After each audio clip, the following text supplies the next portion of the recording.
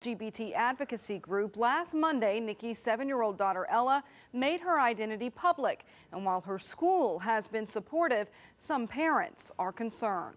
She came back Monday as a girl, new teacher, new everything. New wardrobe, new backpack, completely changed. And she was introduced as the new student, Ella Grace. Nikki Sullivan says over the last week, Owen County Elementary School has been more than accommodating to her transgender 7-year-old daughter Ella, providing a unisex restroom and protecting her from bullying. I mean, they've been supportive.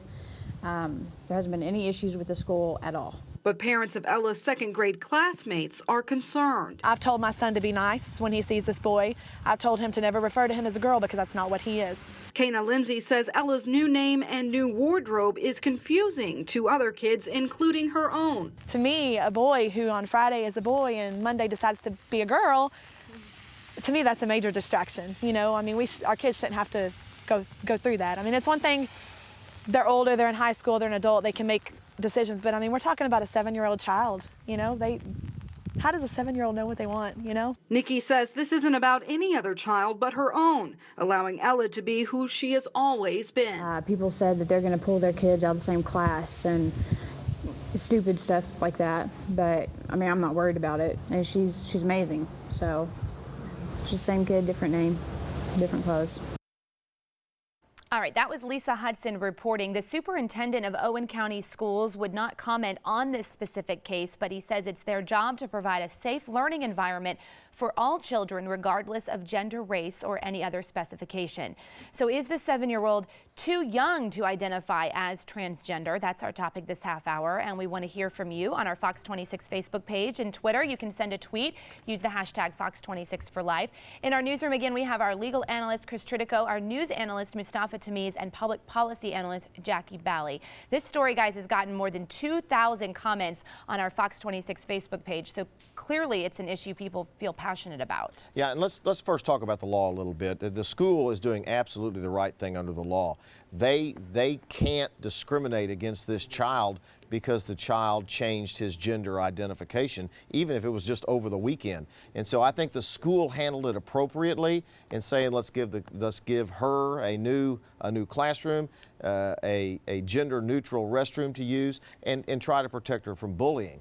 The issue becomes really, and probably what most of those 2,000 responses are, isn't 7 too young for a child to be making this big a decision in their life? He hasn't even gone through puberty yet, Jackie. Yeah. And how can he or she make that decision? Yeah, kudos to the school for acting so swiftly and doing the right thing.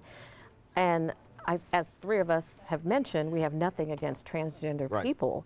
However, at 7, you don't have the emotional and cognitive skills to make such a long-lasting decision. Life-altering. And the mother said that she consulted with an LGBT consultant or a person, which is great, but she really should take her child to a psychiatrist or a psychologist to talk through these issues, and I hope she's doing that. But to make such a decision at the tender age of 7, when you're just barely learning how to deal with emotional issues, you don't really have any of the, you haven't gone through puberty, you haven't gone through a lot of things, and to make that kind of a decision at that young age is troubling. And consulting with a psychiatrist doesn't mean that anyone's saying the child is nuts. That's not the issue. Right. It's whether or not this child is emotionally fit at 7 years old to make that decision, Mustafa. Yeah, well, we don't really know the facts around this, right? I mean, the mother is the one that's in charge. She's the one that's talking about this. The school is working with the parents on this issue. So we always say we want the parents in charge and we want the local school involved, and that's what's happening here. So those are the people making the decisions.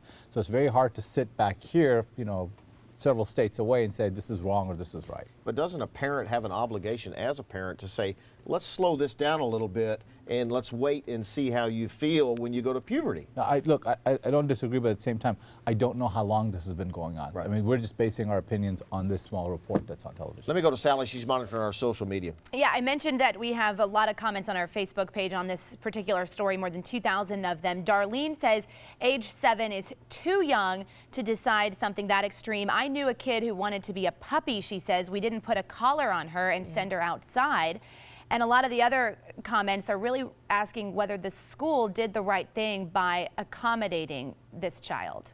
Well, look, by law, Yeah. the school had absolutely no choice but to accommodate this child. Yeah. And so I give all the credit I can to that superintendent of schools who came in and very quickly said, we are not going to do anything other than to accommodate this situation.